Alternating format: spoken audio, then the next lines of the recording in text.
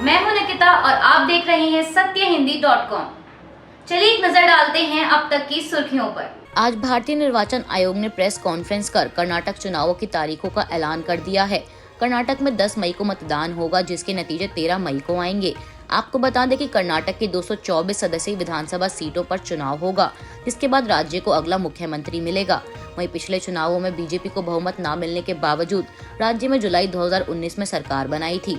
वर्तमान में भाजपा के पास 121 विधायक हैं, जबकि कांग्रेस के पास 70 और जनता दल सेक्युलर पार्टी के पास 30 विधायक हैं। वहीं अब जहां भाजपा इन चुनावों में कर्नाटक में सत्ता में बने रहने की कोशिश करेगी, तो वहीं कांग्रेस एक समय पर अपने गढ़ रहे कर्नाटक को एक बार फिर से बीजेपी से छीनने की कोशिश करेगी। बंगाल में होने वाले पंचायत चुनाव से पहले तृणमूल कांग्रेस ने भाजपा पर हमले तेज कर दिए हैं और अब मुख्यमंत्री ममता बनर्जी आज कोलकाता में 2 दिवसीय धरना शुरू करेंगी। माना जा रहा है कि अंबेडकर की प्रतिमा पर विरोध के दौरान ममता बनर्जी केंद्र से मिलने वाले फंड पर रोक को लेकर भी बीजेपी को निशाने पर ले सकती हैं।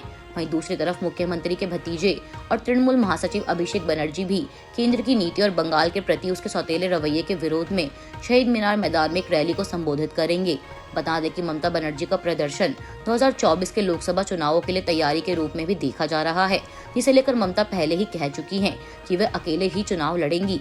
हालांकि हाल ही में राहुल गांधी को लेकर टीएमसी के कांग्रेस को मिले समर्थन के बाद एक बार फिर विपक्षी एकता की अटकलें तेज हो गई हैं।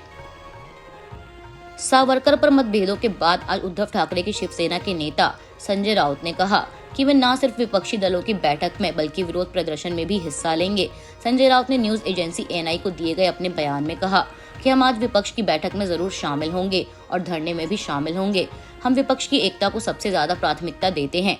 महाराष्ट्र में भी और देश में भी विपक्ष एकजुट है। बता दें, इससे पहले ठाकरे गुट के नेताओं ने राहुल गांधी द्वारा सावरकर पर की गई टिप्पणी को लेकर नाराजगी जताई थी और बैठक में शामिल न होने का फैसला किया था।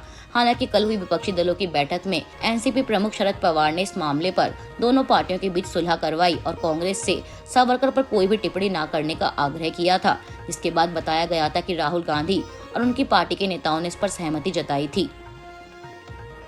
राहुल गांधी की संसद की सदस्यता जाने पर हाल के वक्त में हुए हंगामे के बीच लक्षद्वीप सांसद मोहम्मद फैजल की सदस्यता आज एक आपराधिक मामले में उनकी सजा पर रोक के बाद बहाल कर दी गई है।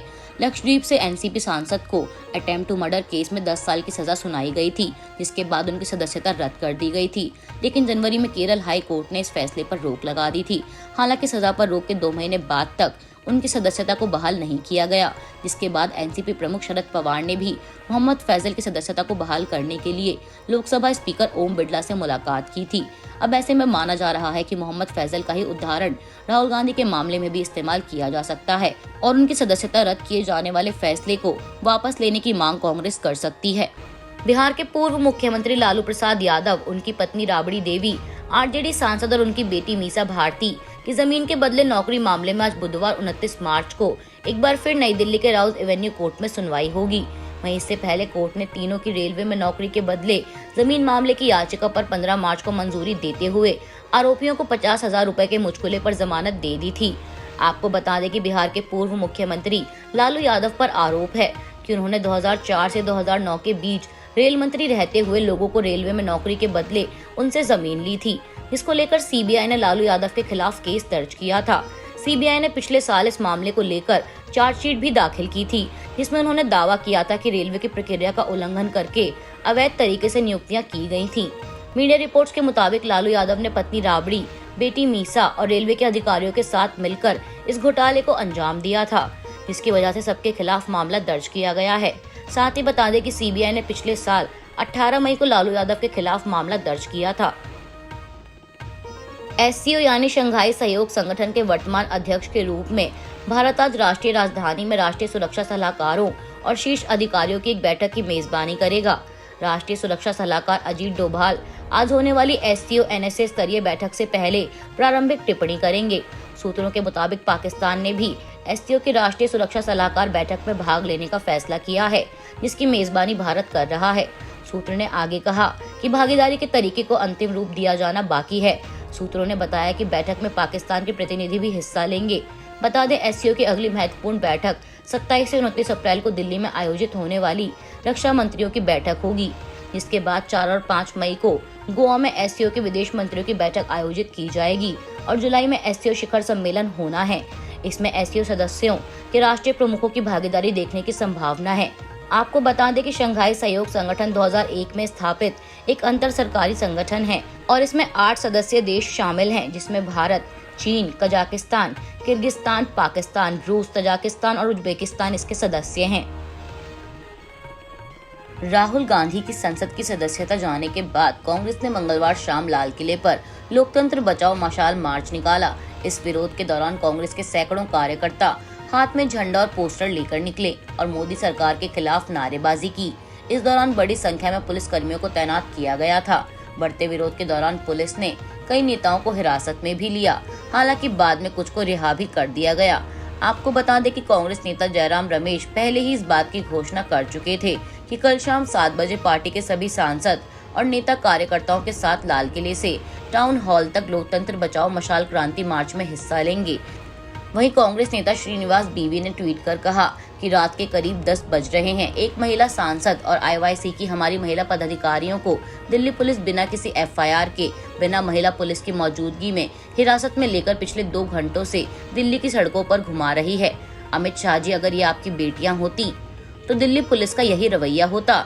इसके अलावा पार्टी द्वारा ट्वीट कर कहा गया है कि ये मर्डर ऑफ डेमोक्रेसी है। संसद के अंदर और बाहर हमारी आवाज को खामोश किया जा रहा है। हमारे नेता को डिस्क्वालीफाई कर रहे हैं और अब हमें चलने नहीं दे रहे। ये क्या डेमोक्रेसी है? राजस्थान में राइट टू हेल्थ बिल को लेकर डॉक्टरों का विरोध प्रदर्शन जारी है। जहां इतने दिनों से प्राइवेट डॉक्टर्स सड़कों पर उतरकर बिल का विरोध कर रहे हैं, तो वहीं अब आज बुधवार को करीब 19,000 सरकारी डॉक्टर हड़ताल पर रहेंगे। आपको बता दें कि मुख्यमंत्री अशोक गहलोत की लगातार अपील के बाद भी डॉक्टर्स पीछे हटने को तैयार नहीं हैं।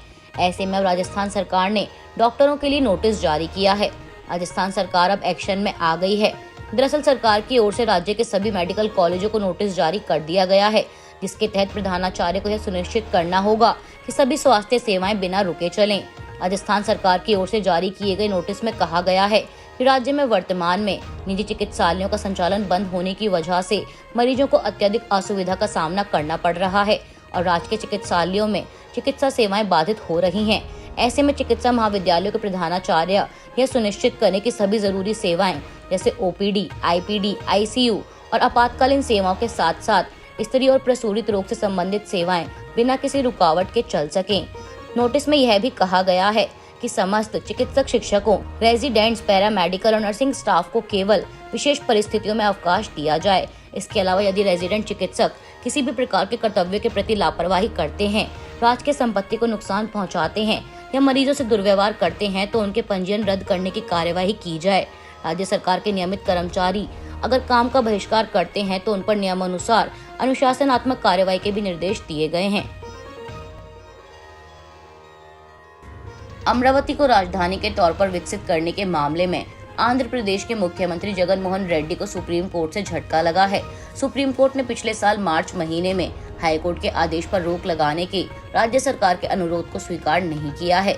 बता दें कि हाई कोर्ट ने सरकार से 6 महीने के अंदर अमरावती को राजधानी के तौर पर तैयार करने का आदेश दिया था। वहीं मामले की सुनवाई करते हुए न्यायमूर्ति KM जोसेफ और न्यायमूर्ति BV नागरत्ना ने कहा कि अदालत 11 जुलाई को इस मुद्दे से जुड़ी अन्य याचिकाओं के साथ अनुरोध पर सुनवाई करेगी। गौरतलब है कि साल 2014 में तत्कालीन आंध्र प्रदेश से तेलंगाना के अलग होने के बाद आंध्र प्रदेश को 10 साल के अंदर नई राजधानी बनाने के आदेश दिए गए थे।